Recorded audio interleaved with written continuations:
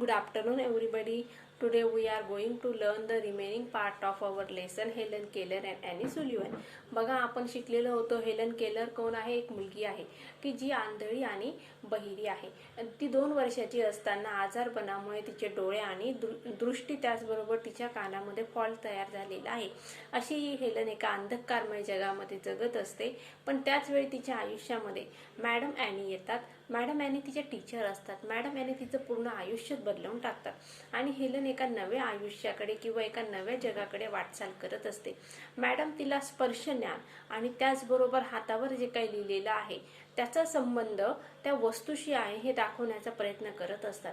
सुरुवातीला हेलनला या गोष्टी समजायला अवघड जातात, पण कालांतराने तिला या सगळ्या गोष्टींचं मॅचिंग करायला जमायला लागतं आणि त्यानंतर मग तिला लक्षात येतं की अरे, प्रत्येक शब्दाला काहीतरी वस्तूला नाव आहे, शब्द आहे, अक्षर आहेत आणि त्याचं ती काय करत असते, एकमेकांशी कॉर्पोरेट करण्याचा प्रयत्न करत असते. म्हणजे संलग्नता एकमेकांशी जुळवण्याचा प्रयत्न करते. आता बघूया मग रिमेनिंग पार्टमध्ये काय होतंय ते. चला तर मग सगळ्यांनी काय करा, पुस्तकं ओपन करा. पेज नंबर काढा 39, last paragraph. I left the well house eager to learn. आता बघा, मागच्या लेक्चरला आपण बघितलं होतं हेलनच्या मॅडम काय करतात, तिला विहिरीवर घेऊन जातात. विहिरीवर काय केलं जात असतं, बऱ्याच बायका पाणी भरत असतात आणि त्याच ठिकाणी मग हेलनला मॅडम काय करतात, पाण्याच्या प्रवाहाखाली तिचा एक हात धरतात आणि दुसऱ्या हातावर मॅडम त्यांच्या बोटांनी वॉटर हे शब्द लिहिण्याचा प्रयत्न करतात आणि त्याच वेळेस मग हेलन काय करत असते, वॉटर म्हणजे पाणी आणि आपल्याला ज्याचा स्पर्श होत आहे ती गोष्ट एकच आहे हे हेलन काय करते समजून घेत असते. I left the well house eager to learn. Everything had a name and each name gave birth to a new thought. बघा काय सांगते Helen, everything had a name. आता ही हेलनची काय बायोग्राफी आहे. बायोग्राफी म्हणजे काय, आत्मचरित्र. बघा, आत्मचरित्र म्हणजे स्वतःने लिहिलेलं स्वतःचं चरित्र आणि ऑटोबायोग्राफी म्हणजे काय, तर दुसऱ्या व्यक्तीने आपलं लिहिलेलं चरित्र. Everything had a name and each name gave birth to a new thought.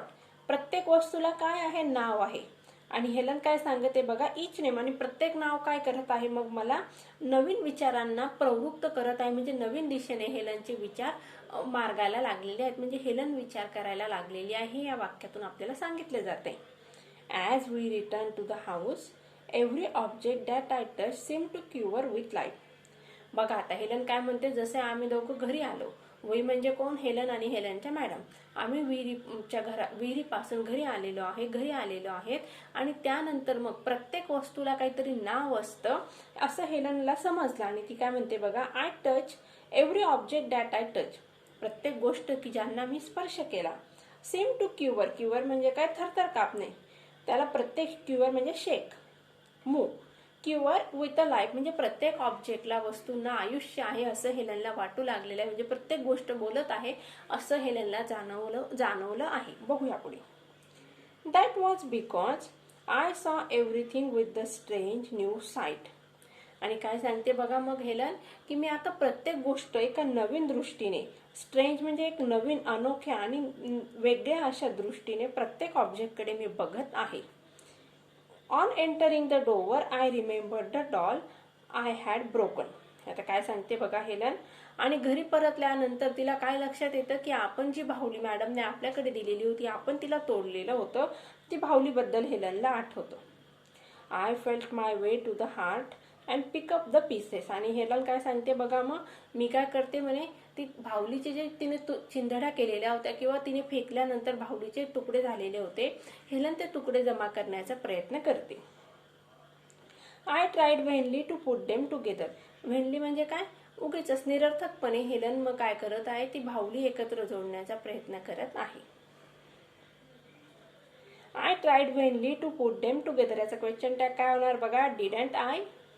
Then my eyes fill with the tears. नंतर मग माझ्या डोळ्यांमधून अश्रू व्हायला लागले. आता my eyes fill with the tears या ठिकाणी कुठला टेन्स आहे, तर simple past tense. For I realise what I had done. आता काय सांगते बघा, हेलनला रडायला का आलं, कारण तिला वाईट वाटतंय. तिला पहिल्यांदा जाणीव झाली की आपण काय केलेलं आहे. काय केलं होतं तिने बघा, हेलनने तिच्या मॅडमने एक बाहुली दिलेली होती आणि हेलनने काय केलं होतं, रागाने ती बाहुली खाली आपटली होती आणि ती बाहुली खाली आपटल्यामुळे तिच्या काय झालं तर चिंध्या झालेल्या होत्या. आणि घरी आल्यानंतर मग हेलनला लक्षात आलं की आपल्याला मॅडम काय सांगत आहे किंवा काय शिकवण्याचा प्रयत्न करत आहे हे तिला ज्यावेळेस लक्षात येतं त्यावेळेस तिला पश्चाताप होत आहे. I realized what I had done and for the first time I felt repentance and sorrow. बघा, हेलन स्वतः कबूल करत आहे की पहिल्यांदाच, फॉर द फर्स्ट टाइम म्हणजे पहिल्यांदाच, आय फेल्ट रिपेंटन्स म्हणजे काय, मला पश्चाताप झालेला आहे आणि दुःख पण होत आहे.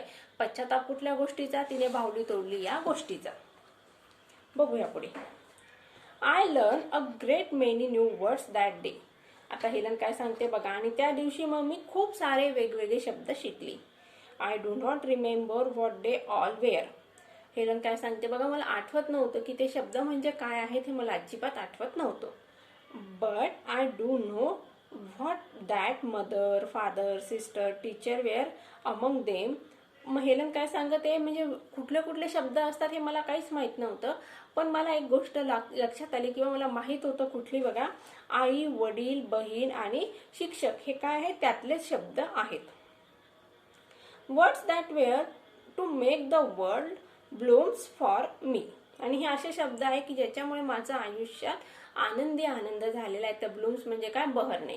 मग आता बहरतात कुठं, झाडांना फुलं येतात, मग आपण काय म्हणतो, झाडांना बहर आलेला आहे. मग या ठिकाणी हेलनच्या आयुष्यात काय आलेलं आहे, आनंद आलेला आहे. Like Aaron's rod with flower. बघा, आता ॲरॉन्स रॉड म्हणजे काय, a rod with a magical power. Aaron ही एक ग्रीक देवता आहे आणि त्यांच्याकडे एक काठी होती जादूची. ती काठीने काय केलं जात होतं, एखाद्या झाडाला टच केला की त्या झाडांना काय यायचा, बहर यायचा, म्हणजे छान अशी फुलं त्या झाडावर फुलायची. मग हेलन काय सांगत आहे, मॅडमने तिच्या आयुष्यामध्ये जादूची काठी आणली होती, ॲरॉनची काठी आणली होती आणि त्यामुळे तिचं आयुष्य काय झालेलं आहे, बहरून गेलेलं आहे. It would have been difficult to find a happier child than I was. आणि माझ्यापेक्षा आनंदी मुलगा, चाइल्ड म्हणजे काय, मुलगा किंवा मुलगी, ओके, मग ते शोधणं खूप कठीण जाणार आहे. आता चाइल्ड काय या ठिकाणी कॉमन जेंडर आहे. Then I was as I lay in my grip at the close of that eventful day. बघा, आता काय सांगत आहे या ठिकाणी, कुठली डिग्री आहे, कंपॅरेटिव्ह डिग्री आहे. दॅन आलेला आणि हॅपियर, ॲडजेक्टिव्ह हॅप्पी आहे, त्याला काय लागलेलं आहे, ER लागलेला आहे आणि त्याचबरोबर दॅन हा शब्द आलेला आहे. त्याच्यामुळे हे वाक्य कुठल्या डिग्रीचं आहे, तर कंपॅरेटिव्ह डिग्रीचं आहे. I was as I lay in my crib. Crib म्हणजे काय बघा, लहान मुलांसाठी असलेला पलंग. At the close of that eventful day and live over the joys it had brought me and for the first time long for a new day to come. म्हणजेच आता बघा, हेलनला लक्षात आलेलं आहे की प्रत्येक शब्दांना काहीतरी अक्षरं असतात आणि आपल्याला जाणीव होऊ लागलेली आहे. म्हणजे या संपूर्ण जगामध्ये खूप साऱ्या गोष्टी आहेत की ज्यापासून आपण कसं होतो, अनाकलनीय होतो आणि या नवीन गोष्टी आपल्याला शिकायच्या आहेत. आणि आपल्या आयुष्यामध्ये आता काय झालेलं आहे, बदल झालेला आहे, आपल्या आयुष्य आनंदाकडे जात आहे. ही गोष्ट हेलनला जाणवल्यामुळे तिच्या आयुष्यामध्ये बहर आलेला आहे, आनंद तिच्या आयुष्यामध्ये आलेला आहे. बघूया लास्ट लाईन काय म्हणतात ते, हेलन केलर. मग आता हा लेसन कोणी लिहिलेला आहे, हेलन केलर हिने. Helen went on to become a graduate. आता नंतरच्या हेलनच्या आयुष्यात काय झालेलं ते आपल्याला शॉर्टमध्ये सांगितलेलं आहे बघा. Helen went on to become a graduate cum laude from Radcliffe University. मग आता हेलनने काय केलेलं आहे, डिग्री घेतलेली आहे, पदवीचं शिक्षण तिने पूर्ण केलेलं आहे. She then devoted the rest of her life to teaching and giving hope to the blind and deaf. आणि नंतर मग तिने काय केलंय बघा, तिचं संपूर्ण आयुष्य कोणासाठी समर्पित केलेलं आहे, जे मुलं बहिरे आहेत आणि ज्यांना दिसत नाही अशा मुलांसाठी तिने संपूर्ण आयुष्य समर्पित केलेलं आहे. As her teacher had done. जसं तिच्या मॅडम ॲनीने केलं त्याप्रमाणे हेलनने मॅडमचा आदर्श डोळ्यासमोर ठेवून तशीच वागलेली आहे. She and Annie remain friends until Annie's death. म्हणजे बघा, ॲनीचा मृत्यू होत नाही तोपर्यंत हेलन आणि ॲनी ॲज अ फ्रेंड असं त्यांचं रिलेशन होतं. अशा प्रकारे बघा हेलनने काय केलेलं आहे, आंधळ्या मुलांसाठी ब्रेल लिपीचा शोध लावलेला आहे. म्हणजे बघा एक आंधळी मुलगी की जिच्या आयुष्यामध्ये पूर्णतः अंधार होता, एका शिक्षकाने एका गुरुने तिच्या आयुष्यामध्ये काय केलेलं आहे, बदल घडवून आणलेला आहे. म्हणून आपल्याकडे काय म्हटलं जातं बघा, एक म्हण आहे मराठीमध्ये, स्वामी तिन्ही जगाचा, आई विना भिकारी. आई आपला पहिला गुरु असतो. आणि त्याचबरोबर आपले जे शिक्षक असतात, गुरुर ब्रह्मा गुरुर विष्णू गुरुर साक्षात परब्रह्म, असं आपल्याकडे म्हटलं जात असतं. हे याचमुळे म्हटलं जात असतं की विद्यार्थ्यांच्या आयुष्याला एक वेगळी रूप देण्याचं किंवा कलाटणी देण्याचं काम कोण करत असतं, गुरु देत असतं. पण आता शिक्षकांकडून विद्यार्थ्यांनी काय घ्यायचं हे त्यांच्यावर डिपेंड करत असतं. ओके, चला बघूया English workshop. Say whether the following sentences are true or false. पहिलं, आता तुम्ही पटकन काय करायचं आहे, पेन्सिल घ्यायची आहे आणि पुस्तकावर मार्किंग करून घ्यायचं आहे आणि नंतर वहीमध्ये नोट डाऊन करून घ्यायचं. The most important day in Helen Keller's life was when her teacher came to her. आता म्हणजे हेलनच्या आयुष्यातील अतिशय महत्त्वाचा दिवस कोणता, की ज्या दिवशी तिच्या मॅडम तिच्या आयुष्यात आला. म्हणजे स्टेटमेंट कसं आहे, ट्रू आहे. Second statement, Wien young Helen stretch out हर हँड हर मदर टूक इट. ज्यावेळेस हेलनने काय केलं, तिचे हात पसरले त्यावेळेस आईने स्पर्श केला. हे वाक्य चुकीचे. त्यावेळेस कोण आल्या होत्या, हेलनच्या मॅडम आलेल्या होत्या. मग स्टेटमेंट कसं आहे, फॉल्स आहे. Third statement, young Helen learn to spell many words without understanding them. हेलनने काय करत होती, मेनी वर्ड्स म्हणजे खूप सारे शब्द लिहिण्याचा प्रयत्न करत होती, पण तिला ते शब्द काय आहे ते समजत नव्हतं. हे स्टेटमेंट पण काय, ट्रू आहे. चौथं statement, one day young Helen understood that everything has a name. हे स्टेटमेंट काय, ट्रू आहे. पुढचं statement, young Helen did not try to put the pieces of the doll together. हे स्टेटमेंट काय, फॉल्स आहे. शेवटच्या पॅसेजमध्ये आपण शिकलो की हेलनने काय केलं, ते तुकडे डॉलचे जमा करण्याचा प्रयत्न केलेला आहे. शेवटचं statement, young Helen felt sorry that she had broken the doll. हेलनला वाईट वाटलं आहे कारण तिने डॉल तोडली. हे स्टेटमेंट कसं आहे, मग ट्रू आहे. पुढे बघूया, listen carefully and classify the following into one and many. एक आणि अनेक असं या ठिकाणी आपल्याला विभागणी करायची आहे. मी पटकन सांगते, वन मध्ये काय काय येतं आणि मेनी मध्ये काय काय येतं तुम्ही लिहून घ्यायचंय. Day 1, contrast many, teacher 1, lives many, months many, years many, afternoon 1, porch 1, science many, face 1, fingers many, leaves many, blossoms many, अँगर single 1, bitterness many, weeks many, struggle 1, sheep 1 and darkness 1. Okay, तिसरा प्रश्न बघूया पटकन. This narrative is written in the first person. आता मी पहिले सांगितलं तुम्हाला की हा एक लेसन आहे, आत्मचरित्र आहे. हेलन आपल्याशी बोलत आहे म्हणून या ठिकाणी फर्स्ट पर्सन प्रोनाउन आयचा वापर केलेला आहे. Rewrite the following sentences using Helen Keller किंवा young Helen appropriately in the place of I. मग या ठिकाणी आपल्याला काय सांगितलेलं, इन्स्ट्रक्शन काय दिलेलं आहे, आयच्या जागी आपल्याला काय करायचं आहे, हेलन केलर किंवा यंग हेलन असं लिहायचं आहे. म्हणजेच तुम्हाला काय करायचं, आय रफ करायचं आणि त्याच्या जागी काय लिहायचं, Helen Keller. Okay, and making other necessary changes in the sentences. आता आय काढल्यानंतर बाकीचे जे चेंजेस आहे, मग त्या ठिकाणी हर येणार का ते आपल्याला बघून तसे चेंजेस करायचे आहेत. बघूया आपण. I did not know what the future held of marvel or surprise for me. आता आयच्या जागी काय येणार, यंग हेलन किंवा हेलन केलर. आणि नंतर मग शेवटी काय येणार बघा, फॉर मी आहे. त्या ठिकाणी मी रफ करायचं आहे आणि त्याच्या जागी काय लिहायचं, हर लिहायचं. ओके, बघूया पुढे. आता माय टीचर म्हणजे कोणाचे, हेलन्स टीचर, यंग हेलन्स टीचर. शी लेड हर. आता मीच्या जागी कोण येणार, हर येणार. मी सांगते ते पटकन चेंजेस करून घ्यायचे आहेत. तिसरं, ऑन एंटरिंग द डोअर. आयच्या जागी काय येणार, यंग हेलन येणार. आयच्या जागी परत नंतरच्या आयच्या जागी काय येणार, हेलन येणार. ओके, चौथं statement, then my eyes fill with tears for I म्हणजे कोण, Helen Keller. Realise what I had done. आयच्या जागी परत काय येणार, हेलन केलर. आणि जो तिसरा आय आहे त्याच्या जागी पण परत काय येणार, हेलन केलर येणार आहे. म्हणजे या शेवटच्या स्टेटमेंट म्हणजे चौथ्या डी स्टेटमेंटमध्ये तुम्हाला आयच्या ठिकाणी काय करायचं आहे, हेलन केलर किंवा यंग हेलन लिहायचं आहे आणि बाकीचं वाक्य जशाला तसं लिहायचं. ओके, पुढचा प्रश्न बघूया. Read the following sentences and frame at least 2 relevant questions on इच. आता आपल्याला प्रश्न विचारायचा आहे आणि प्रश्न विचारण्यासाठी कुठले प्रश्नार्थक शब्द सांगितले आहेत बघा, हू, व्हॉट आणि वेन. आले लक्षात. मग आता पहिलं एक्झाम्पल दिले बघा, who was like that sheep before her education began. आता आपल्याला I was like that sheep before my education began. मग आता पहिलं हुने प्रश्न विचारलाय, who was like that sheep before her education began. आले लक्षात. मग आता दुसरा घ्यायचा आपल्याला, one day I was playing with the new doll. Who was playing one day with the new doll. लिहून घ्या उत्तर, who was playing one day with the new doll किंवा who was playing with the new doll one day. आले लक्षात कसं लिहिणार प्रश्न, who was playing with the new doll one day. प्रश्नचिन्ह करा. पुढचं, I learn a great many new words that day. What I learned that day. आलं लक्षात. किंवा who learned a great many new words that day. Okay, when I learned a great new words.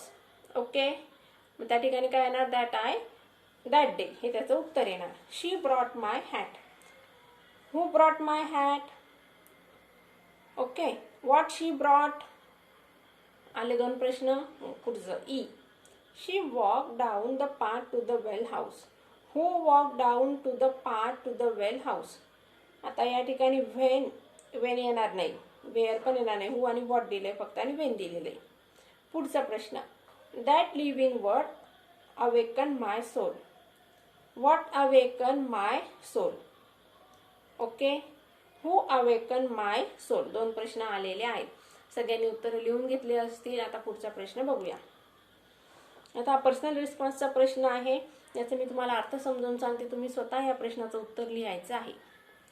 Right about your own experience. Do you remember an occasion when you did something successfully for the first time. Write about it in short 10 to 12 lines. Prepare an outline of your composition before you write it. आता या ठिकाणी काय सांगितलं, एखादी अशी गोष्ट आहे की जी तुम्ही सगळ्यात पहिले अगदी यशस्वीपणे केली. आता त्या कंपोजिशन म्हणजे काय, तुम्हाला एसे लिहायचं आणि त्यासाठी तुम्हाला टायटल पण द्यायचं आहे. मग या ठिकाणी तुम्ही क्रिकेटचं लिहू शकता किंवा तुम्ही ड्रायव्हिंग करायला शिकलेला आहात ते लिहू शकता. आले लक्षात. असे दोन टॉपिक मी तुम्हाला दिलेले आहेत. याच्या व्यतिरिक्त तुम्ही काही लिहू शकतात. कंपोजिशन लिहायचं आहे 10 ते 12 लाईनमध्ये आणि टायटल पण द्यायचं आहे. पुढचा प्रश्न, पहिले 7वा सोडवून घेऊया आणि मग 6व्याकडे वळूया. Complete the following sentences using your on ideas. आता आपल्याला आपल्या कल्पनाशक्तीच्या साह्याने खालील वाक्य पूर्ण करायची आहेत. The most important day I remember in all my life is the one on which I win the first prize in running competition. तुम्ही या ठिकाणी काही लिहू शकतात. मी सांगितलेलं आहे when I win the first prize in running competition. पुढे, I did not know what is the truth. I did not know what is the truth. पुढे, one day while I was playing, I fall down. One day while I was playing, I fall down. पुढे, I realize what is the proper system. Okay, लिहा. I realize what is the proper system of our world. किंवा आवर constitution. काही लिहू शकता तुम्ही. I do not remember what do you like most. शेवटचं काय सांगितलं बघा मी, I do not remember what do you like most. 7वा प्रश्न आहे बघा, find 3 examples of the following from the passage. आता आर्टिकल्स म्हणजे काय, मग ए अँड द. आता ए अँड द असलेली अशी 3 वाक्य तुम्हाला पॅसेजमधून शोधून लिहायची आहेत. पुढे, कंपाऊंड वर्ड्स म्हणजे काय, मी तुम्हाला मागच्या लेक्चरला समजून सांगितलेलं होतं. याची 2 उदाहरणं सांगते मी तुम्हाला. बघा या ठिकाणी हनीसकल, वेल हाऊस हे काय आहेत, कंपाऊंड वर्ड्स आहेत. अजून बघा, हनीसकल आहे, वेल हाऊस आहे, नंतर अनकॉम्प्रिहेंडिंग आहे, कन्फाउंडिंग आहे. भरपूर अशी वर्ड्स तुम्हाला पुस्तकामध्ये सापडणार आहेत. पुढे बघा, प्रेझेंट पार्टिसिपल्स म्हणजे काय, ING लागलेली शब्द शोधायची आहेत. आणि नंतर मग 1-2 सांगते मी तुम्हाला पुस्तकात. बघा, आपण सगळेच मिळून उत्तर शोधण्याचा प्रयत्न करूया प्रेझेंट पार्टिसिपलचा.